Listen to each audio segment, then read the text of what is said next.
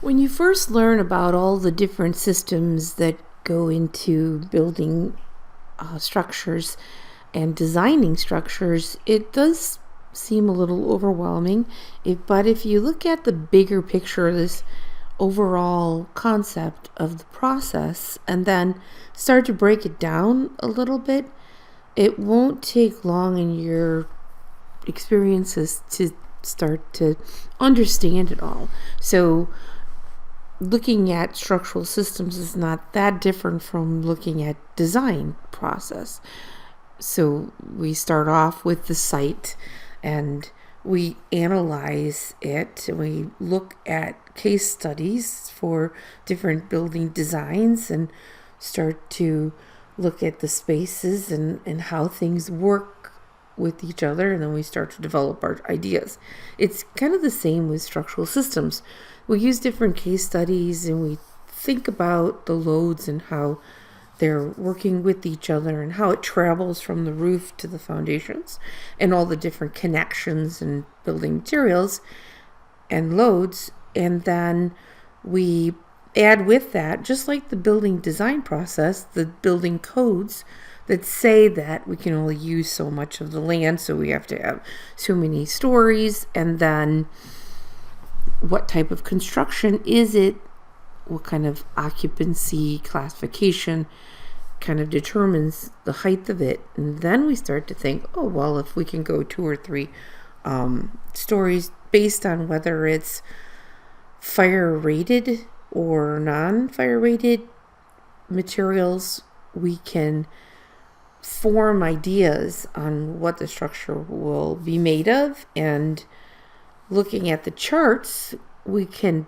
figure out spans and spanning systems. We can think about whether we need a bearing wall or open plan. So it depends on what you're designing and whether you need openings and what are the sizes of those structural bays, those distances between columns. I've worked with so many different building designs where we had to cut back a column so that we could have an open plan. Well, that means that you have to think about what kind of material is going to span that distance and then how deep it is. So building heights can change slightly depending on the depth of the structure. So all of this starts to come into designing for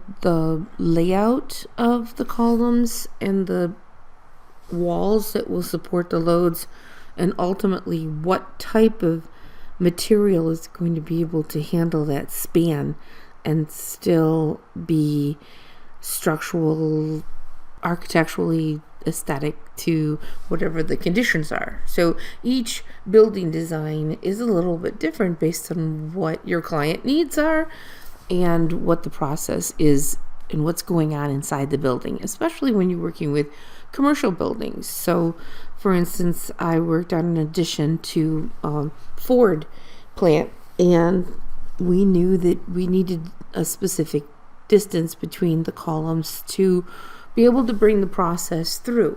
And some bays needed to be open because of what was happening in that area, like the cars coming through on the line and has to dip down into a concrete pit. Well, that changes things a little bit as you're looking at the design. Or a health fitness building that I worked on in Plymouth that had a swimming pool that went indoor and outdoor. And when it went to the outdoors, we had a longer span.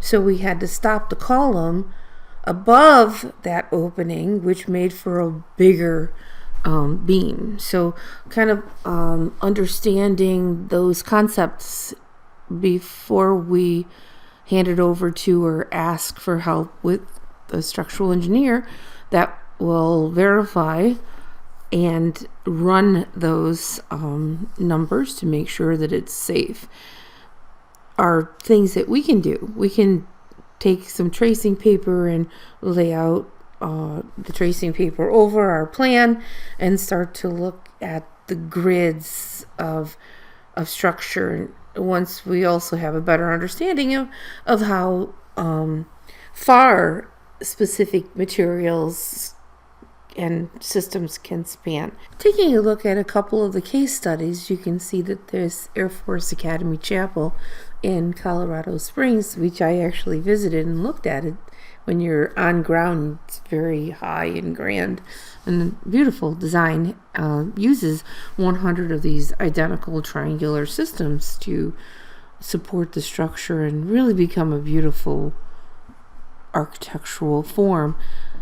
Also, the restaurant here in Mexico, using this thin shell concrete structure, you can see where the loads would hit on those foundations, and makes for a beautiful statement. Like I said, case studies are important for us to look at. There are several that I can post based on what the previous class worked with, and even more in the Ching book, Building Structures Illustrated, which I think is a very nice reference for us. When we talk about structural systems, we can analyze the loads as we started to do in our first week when we looked at the loads coming from the roof into the walls and the floors, and then eventually into the foundation, and kind of understanding that if we put something like a piece of plywood on a wood stud wall, it's going to help it to become more stable. And how much of the load is going to be on that specific beam. We'll be looking at some of those calculations to understand the basics of how much weight is going to be distributed to those beams and eventually the columns and the foundation. The support types are important to understand also, because sometimes we have rollers and pins so that the structure can rotate, but it's kind of like fixed when it's pinned, or a fixed connection, and all that goes with the dynamics of the loads. We'll take a look at some calculations as we start to get into the specific load calculations. There is a floor area ratio, which you may have heard about in other classes. Every zoning district has one. You multiply it by the lot size, and it gives you kind of an idea of the permitted floor area. So can your building be built to cover the whole site? Never. Because we have site setbacks and we have other things that we need to look at. But it does help you to understand the percentage of the coverage that you get on the site, combined with all of the other codes and things that we're thinking of. Sometimes we already know what the building occupancy classification is. So you're designing for residential design, you know it's going to be R, and depending on if it's R1, 2, 3, or 4, it could be a house, it could be a hotel. So once you establish the building occupancy classification, and this is something that we go over a little bit more than design classes, but good to know, you can then use these type of charts based on the construction type to figure out how many feet above the ground you can build, based on the code and based on the type of occupancy. So this page comes from our book. You can tell that when you have these different construction types, if it's fire rated, you're going to be able to increase the height, right? If it's not rated, then it's kind of obvious that it's going to be, a lower building. We're going to be able to keep the building safe when it's non-rated at a lower height. So as the fire resistance of the construction decreases, so too will the allowable building height and area and the permissible number of occupants decreases. These are the different types of construction when we're talking about planning. We have types 1, 2, 3, 4, and 5. Most of it has to do with whether it's going to be a non-combustible building material. And as you start to learn about all these different systems, words are going to come out of the readings that you'll have to look up. I think it would be to your advantage as you're learning to look up all of these different terms. And eventually you'll have a better understanding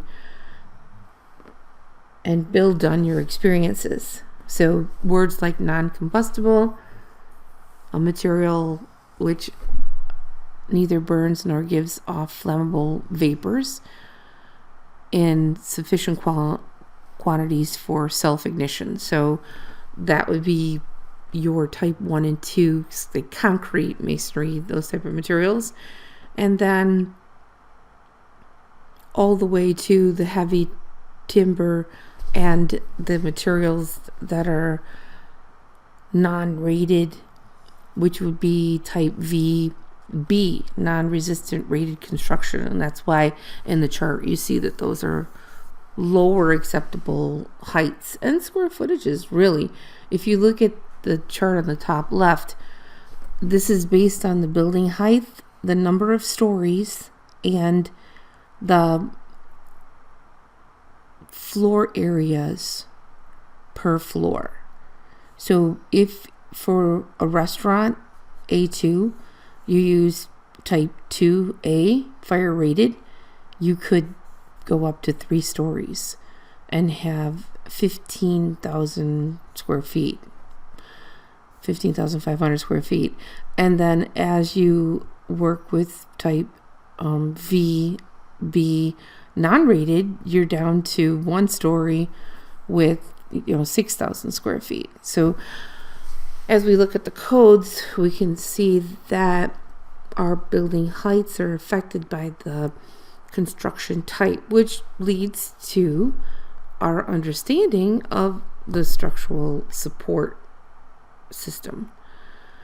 We start to analyze the grids and take a look through this amazing book. It has so many different examples of this, but in an overall view of it, you are determining the bay sizes, where the columns are located based on the layout and what's going on inside. Like I said before, are you going to use a beam support or a floor slab, which affects the spans of the spaces. And then we also look at the loads in a more structural way. We'll be looking at calculations where we have this uniform load that goes across the whole beam. And then we also have point loads. So because this beam is sitting on the other one at this point, we're going to have both uniform loads of the beam itself and also another point load that comes at that place where the beam intersects right here and sits on it.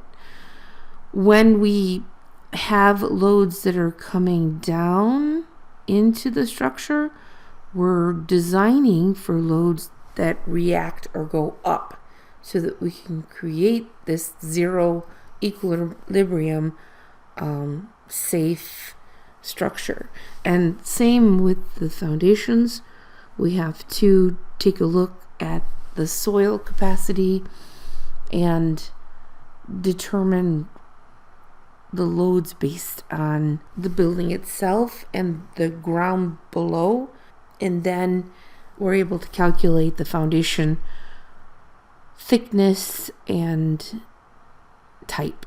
There are charts for all of these different horizontal spans. And when we think about it, wood can span at different lengths based on what type of wood it is. So if you have a 2x10 floor joist, it's going to be able to span based on if it's 12 inches on center or 16 inches on center, a specific distance. If you use a wood structure like glulam beams, they're going to be a lot stronger and span further, and they're kind of actually look good. Well, what we're looking for now is what are those links typically.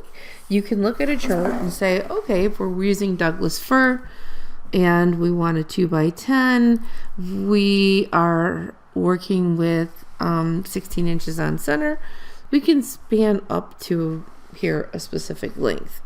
And as you start to work with this and you look at it a lot more, you start to really realize what the spans are. So a 2x10 can span 15 feet, 15 to 20 feet. But if you're going to go any more than that, you want to go with the 2x12 and make sure you find out what kind of wood it is. So that's part of the assignment, is for you to research the list of horizontal spanning systems that I've set out for you to take a look and say, okay, one of these bar joists can span 22 feet based on a specific load. And I think that's a good start to get an understanding of where it comes from and what kind of material you can start to decide to use for your design.